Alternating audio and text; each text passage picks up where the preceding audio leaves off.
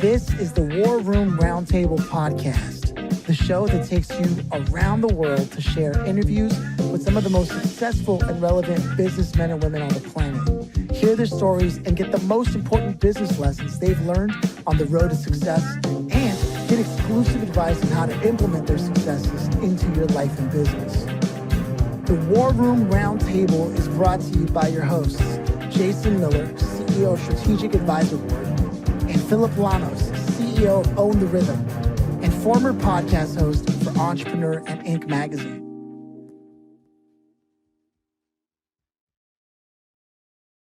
Welcome to the War Room. Reggie, how are you doing today? I'm doing great. I got about, solid 4 hours of sleep. So I'm feeling great. All right. Are you on the East Coast, West Coast? Oh, I'm in Central. I'm like right in the middle. Yeah. Oh, man. Well, thank you so much for stopping by. Jason and I are definitely grateful. I know it's going to be an important episode for many who are listening. So I appreciate you indulging us. And we'll kick it off with a banger. The first question I always like to ask is, do you, Reggie, come from a family of entrepreneurs? No, not at all. Okay. Not at all. To put it bluntly.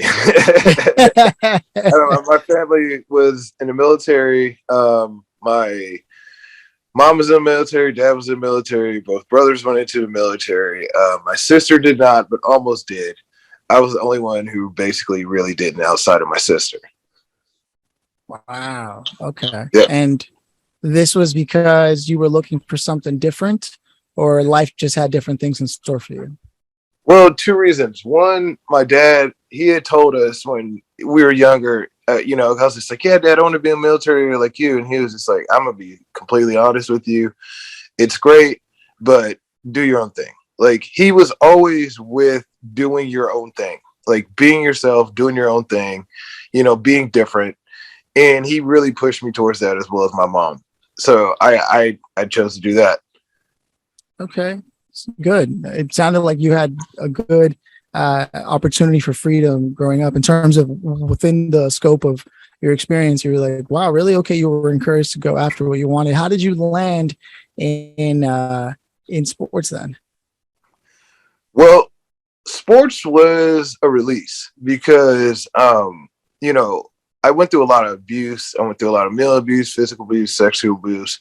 And with that, I channeled a lot of that negative emotion and into sports. Plus, I felt as if I loved the camaraderie of sports. I always felt, one of the things that's always drew me to sports was I love that it's us against, it's me and our guys against you, and it ain't going to be us. Like, I've always loved that. Some people don't like that, but I thrive in that. Like, I love that. Us coming together for a goal, and, we're going against you guys and we're going to win. I've always loved that. So you're competitive. That's not something everybody is. Some people, I might be on the other side of that, where I'm like, yeah, well, if you want it that bad. But you and Jason have that in common. I get that vibe from Jay. In fact, it's because of Jason that I'm able to keep pushing sometimes, just like that energy of like, whatever it is, whatever you're thinking, it's not that. We're moving. So athleticism does breed that level of grit, as they say. So then and you glazed across some things. It sounded like there was a lot of trouble, but you found that release. Like for me, it was skateboarding. So sports, it just happened that you really excelled at it to the point where it became a professional experience for you. What led away from that towards business? I feel the same thing. It was, well, just kind of how I alluded to how I grew up. I grew up in the hood, and there really wasn't too many positive mentors around you. And I felt as if how I had to, that wanting to just win. Like, it's like, once you get from high school to college, it becomes less and less about the team and more about you. And still, I was still very competitive. And I was, what's the word for it? I was kind of an asshole. because I really didn't want to lose ever. And then whenever I got adversity, I thrived in that. I just couldn't, like, you say I'm not going to do something, like, I'm going to prove to everybody I'm going to do this. So all the time when I was making so many mistakes, that drive kept me going to pick myself up out of every single mistake that I made, because I made a lot. And that's how I ended up succeeding, eventually getting to the point where, I had the NFL career I wanted, even though I didn't go undrafted, and I didn't go undrafted for a reason. And I worked my way up to a team captain my third year to NFL, even though I wasn't a team captain even in college. I played as long as I wanted in the NFL, which was 7 years. And then I left on my own terms. But then when I left on my own terms, I just kind of felt this sick feeling. I just kind of felt as if I didn't feel necessarily that I was just so much different than everybody else. I felt that there was something that I had that was kind of taught to me at a young age through with what my dad had kind of told me. He had a logistics background. He taught me really how to understand people, how to understand how systems operate. And even though I failed and I still had this competitive spirit, I would go into situations and I had awareness. I knew what was going on around me. I knew how the things that weren't being said about the situation, that really helped me understand an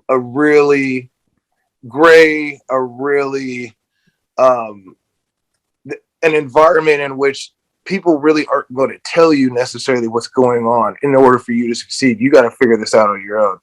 People truth is something that isn't really spoken face to face. You really have to understand how to read between the lines, and that's how this system worked. And I got really good at understanding that, and that was how I really succeeded. Plus, understanding how people work. There's a lot of different ways in which this system worked. Being a football player or being an athlete. So what I really wanted to do is, when I got done, is I wanted to help people like succeed, and then I wanted to help people succeed at a higher level than what I saw, especially considering when I was in college, I came in with like 25 recruits, 4 of us finished. When I actually graduated and finished that whole thing out. And then when I got to the NFL, I think 11 guys got drafted. I came in with like 15. And then after my third year, I think it was 3 of us that were still there. And then so every year, that's all you're seeing is just people just dropping like flies around you. But you really feel at the end of the day, when you look back at it, that a lot of reasons why people failed was something that could have been taught.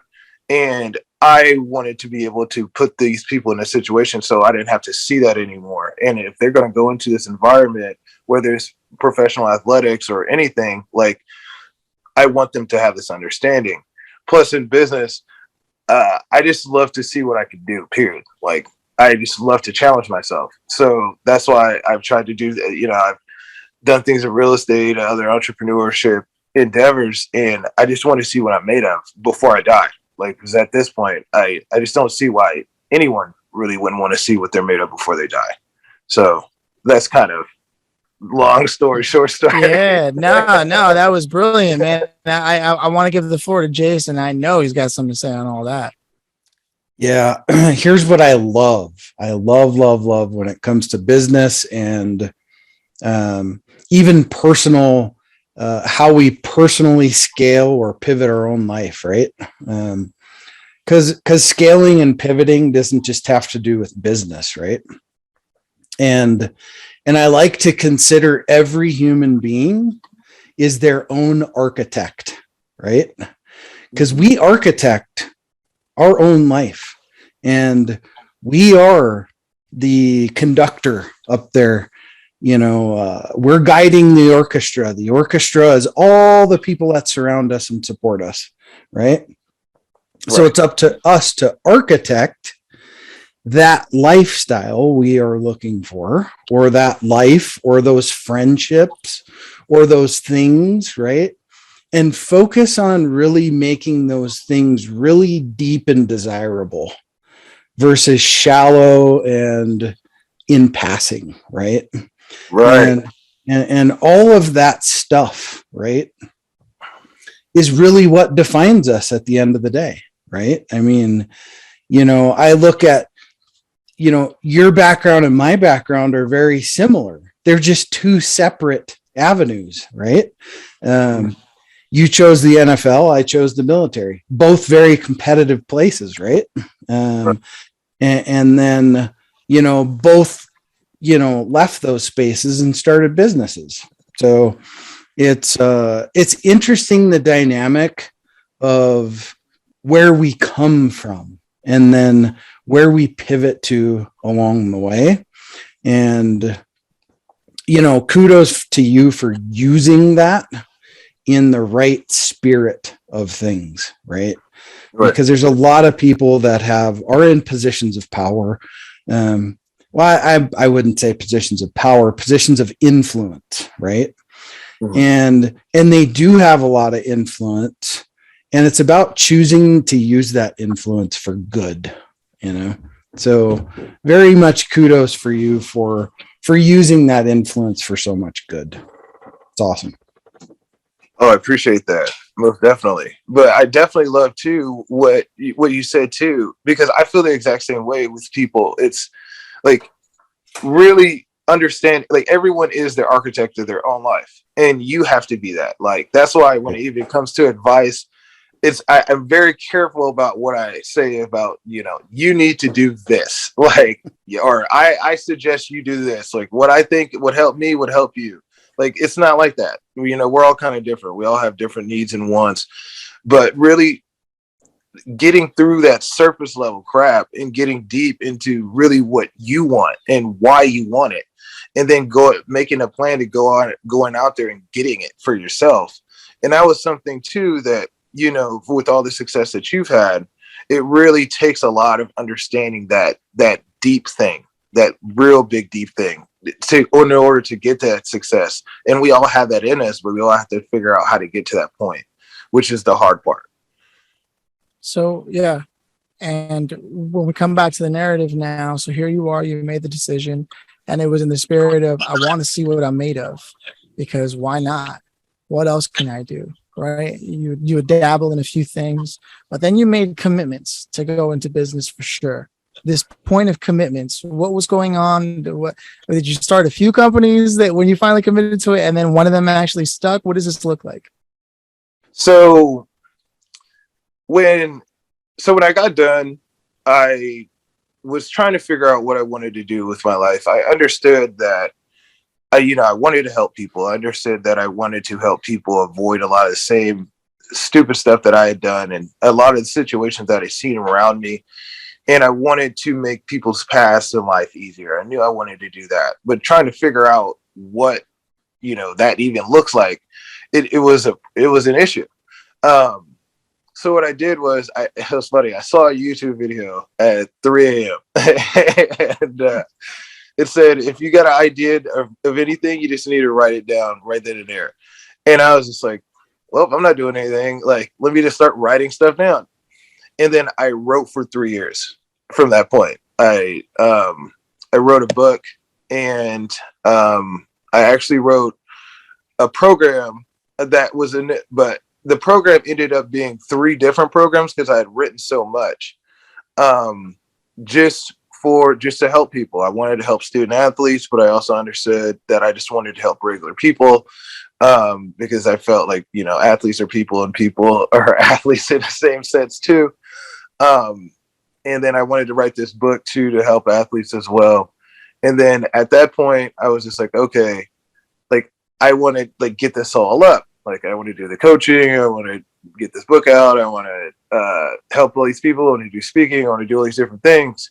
But at that period of time, I came into a couple of issues. One, I had written stuff in a cave for 3 years, meaning I was not outside talking to people for 3 years.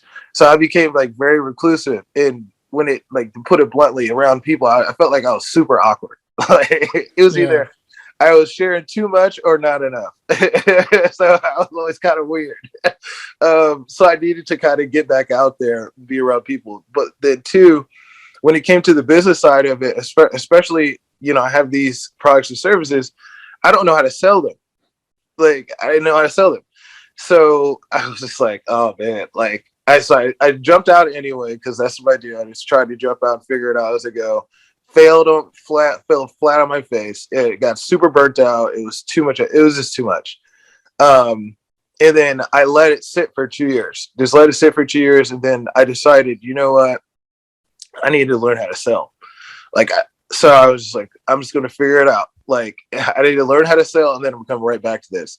So I took a bunch of just BS sales jobs. Like, I did a bunch of BS sales jobs. Like, with all the same goal. Like, I didn't care what it was. As long as I learned how to sell, I'm going to do it.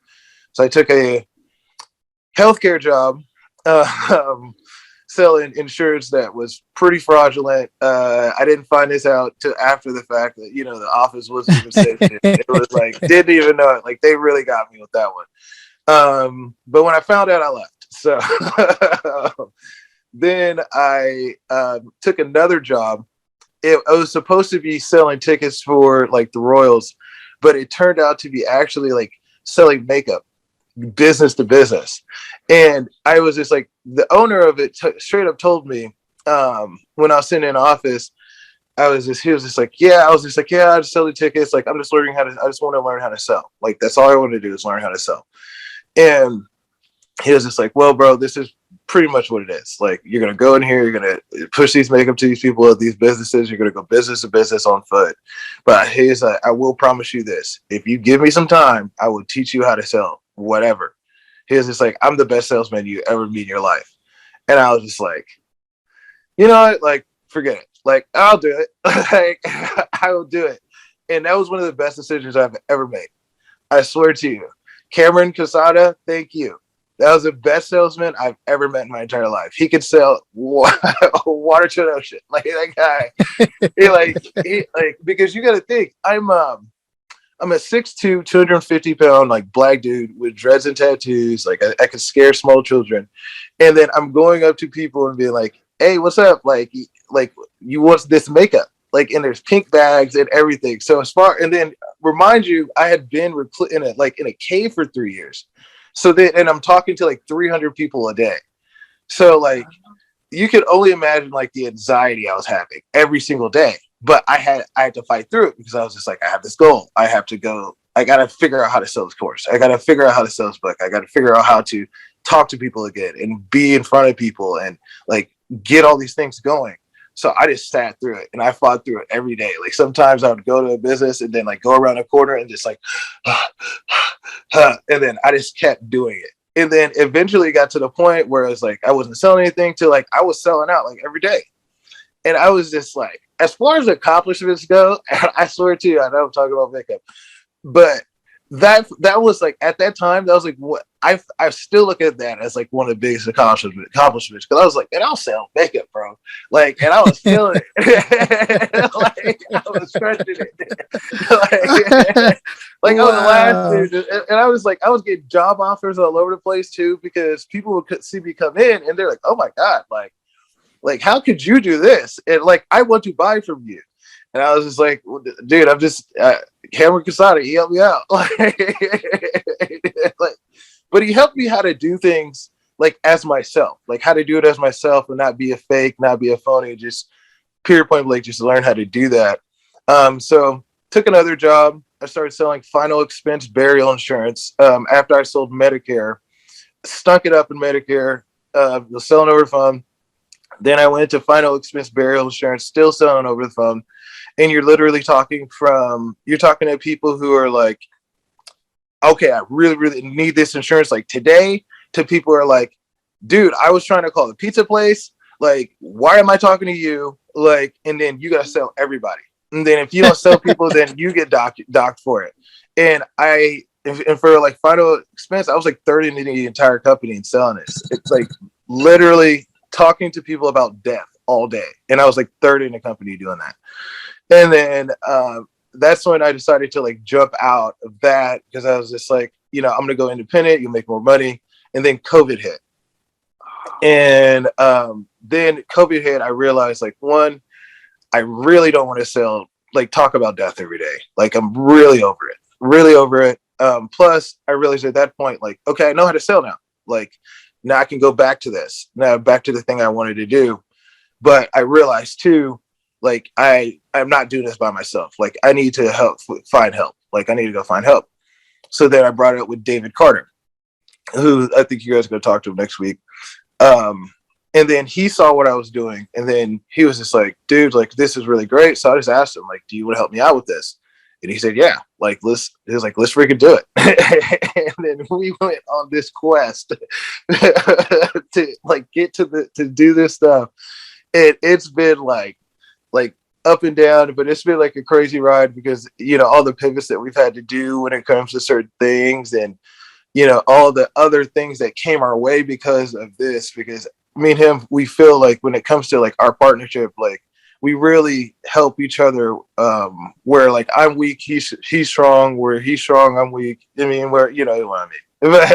Like we're really a good match for each other in business. And I think that's why we've had the success we've had in, you know, this and a lot of other things that we've been doing. Yeah, man. First of all, thank you so much for sharing the real of your journey in sales, because that's going to be invaluable to anybody that's listening in who's just getting started at like the kind of level of work it really takes. Like, be humble, like in your learning, be humble in your learning. That's 100% one of the lessons we can take away. You know, it's usually a question we ask at the end, but that's the gold right there with that. I'm pretty confident Jason wouldn't disagree on that. You need to hear those stories. And you were selling, like you said, you had pink bags, like the complete opposite of what most people like. All right, well, if I'm going to get into sales, I'm going to choose something I know I can push. It's like, this was the most disadvantageous product you could have tried to sell, and yet you crushed it. You crushed it. You had a good mentor. Again, you were coachable.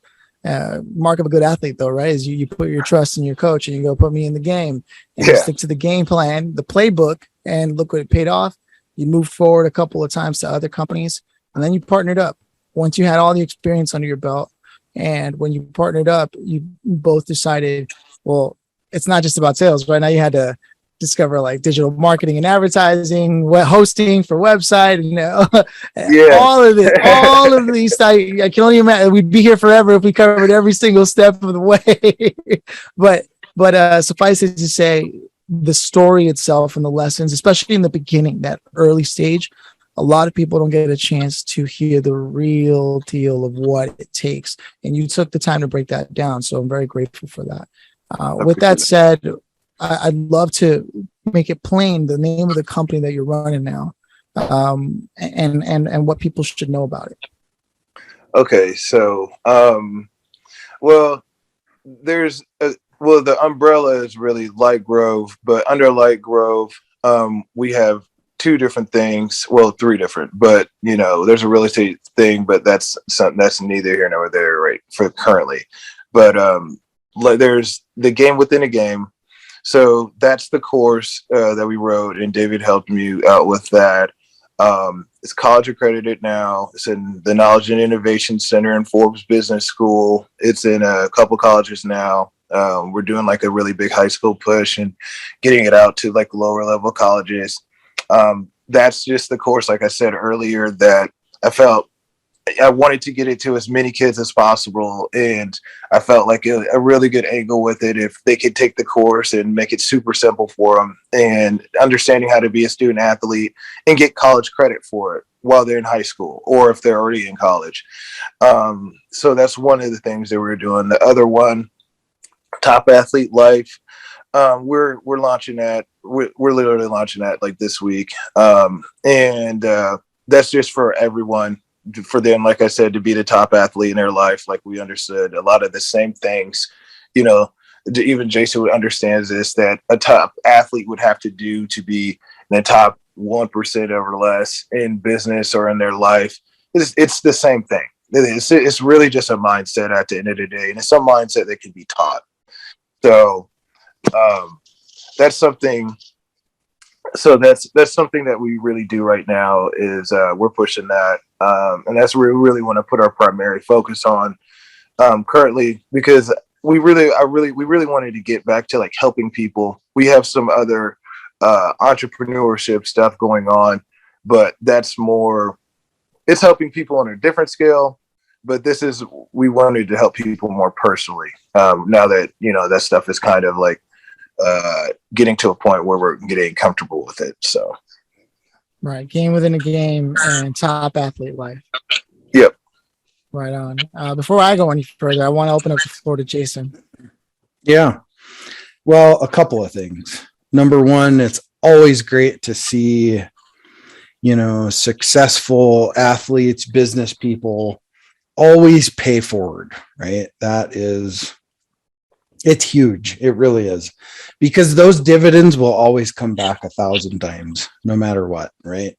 And number two, most successful business owners know how to sell. Right? They know how to sell. And they went through some kind of process during their business experience to learn how to do that. And, you did the same thing. And I think it's a must for every business owner. They need to know how to sell their own stuff. Because if you can't sell your own stuff, I don't know, you might not be able to find somebody else to sell it either. So, because you should be your biggest advocate, right? Your biggest cheerleader. So a pretty big takeaway of this conversation for those business owners that are listening is hopefully they listen to that whole transitional story that we got to that, right? And some would say, oh my God, you're an NFL athlete and you're out selling makeup? That's crazy, right? But you knew you needed to do it, right? You knew you needed to do that in order to transition to the next step in your life. And a lot of people, it takes them years to figure that out. A long, long time. So, and the programs you got going right now, gosh, it's great to see that give back type of thing that is going to, I love legacy, but more importantly, I love footprint, right? Because a footprint, you can leave a big footprint across the world. A legacy is just for you and yourself and your family most of the time. But if you're going to do something, do both, not just one. So kudos to you for really doing both. It's awesome. I appreciate that. Yeah. Thank you. Yeah, man. It's one of those things where, again, this being humble and your learning is it's the theme of the conversation, but also when we go a little further back to what you said earlier, you were encouraged, and not only were you encouraged, but you took that confidence in your environment and trusted in it. So it seemed like there was this coachability even from the beginning when they encouraged you, go out and do something different, do your own thing. And every step of the way, that never left you. The minute that you started feeling you had reached a cap in your athletic journey, you were like, look, I could keep doing this, but now I don't even feel challenged, right?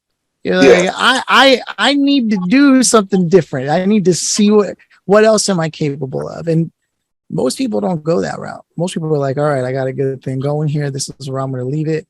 But if I know anything about entrepreneurs, and man, I've interviewed my share of them, it's always the ones that like they'll make an exit, they're living good, and they're going to go, you know what?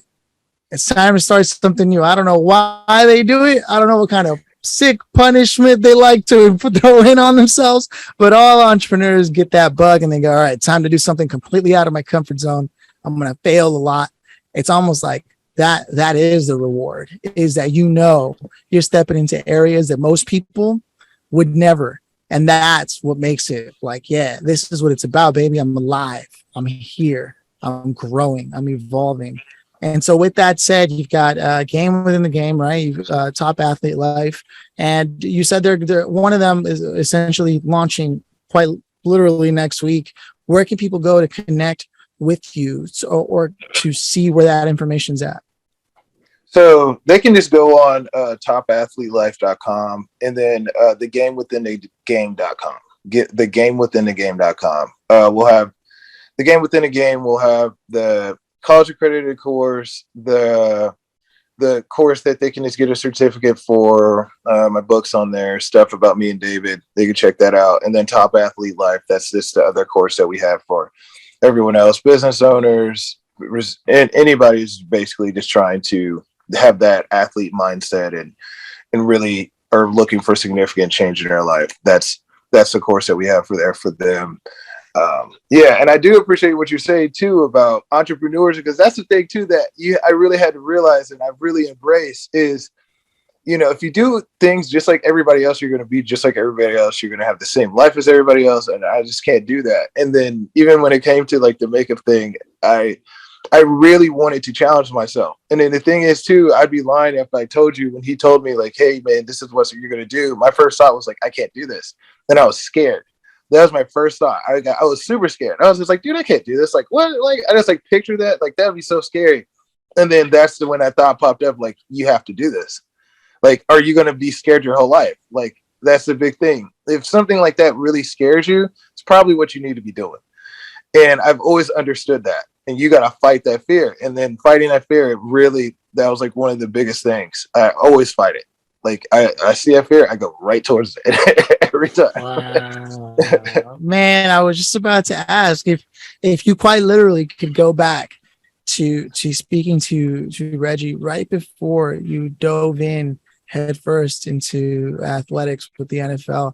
What would you say to yourself now? Obviously, you can go any way, and you could even say things like, "Oh, I wouldn't change a thing." But if you really could, right now, go back with what you know now. All the sales training you endured, partnering up, getting your courses out there, knowing that all this is the case, and you could go back and say something to yourself, what would you say to yourself that early college years? Oh, you're right. That's what I would have told myself. I would have grabbed myself by the shoulders and said, you're right. You don't need this shit. If you're like, I've always thought that, like, as an athlete, is this all I can do? Is this all I can do? Is this all I'm capable of? And like, no, you're capable of much, much more.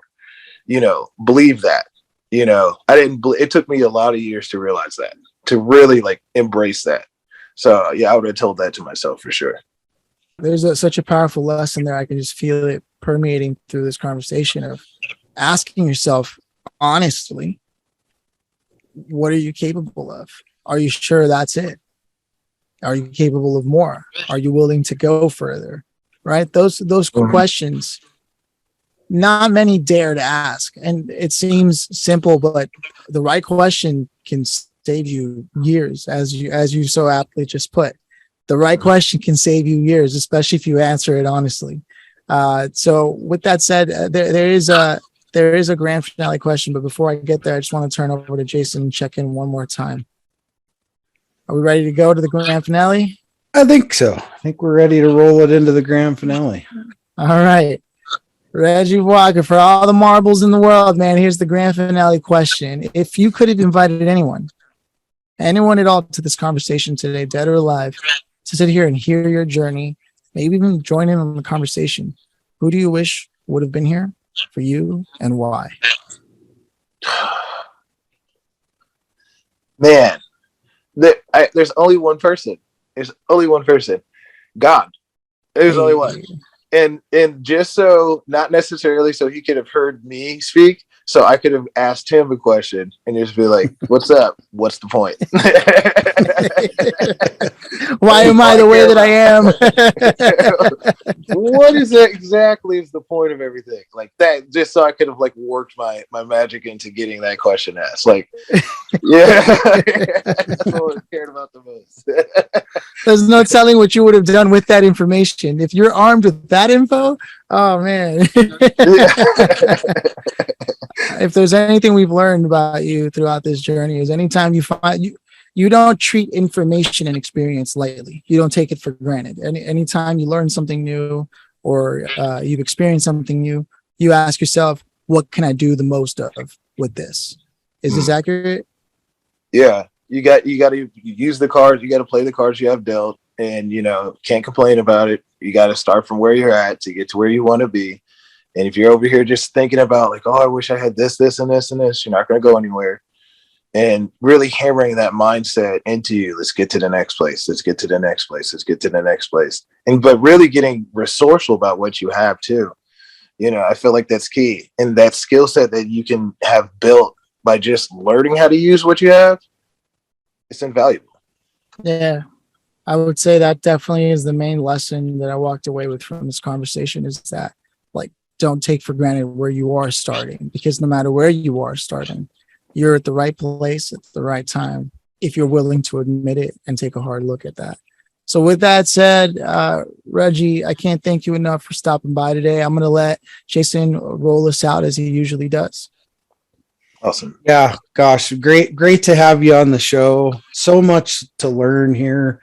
I'm sure we could have another whole episode on even more here. But obviously, in the interest of time, I always like to say this closing out, and that's there's 168 hours in a week. Thank you for taking the 30 to 40 minutes to stop by here and, really share your story, not just your story, but the goods and the bads, right? Because that's really what people need to hear. So thank you for taking the time to be here. We can replace cars, money, homes, all these things, but the one thing we can't do is replace time. So time is always a ticking. So thanks for taking the time to be here, and we appreciate you being on the show. And it's been a learning experience even for us, I think, too, to get to see that real transition of different place to place to place to place to place. And it's been an honor and a privilege. Thank you. Thanks for having me. This was a great experience. I love being on, and whenever you guys want me to hit me back, I will always be on. So thank you. Yeah, man. Round 2 is a must. Awesome. Cheers, brother. This is great. Thank you. Cheers. Cheers. All right.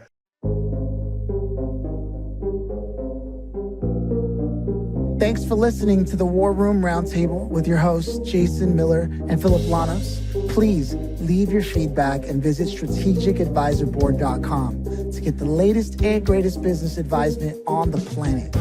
Follow us on social media for updates, and always remember, if you can dream it and believe it, then you can go achieve it. We'll see you in the next episode.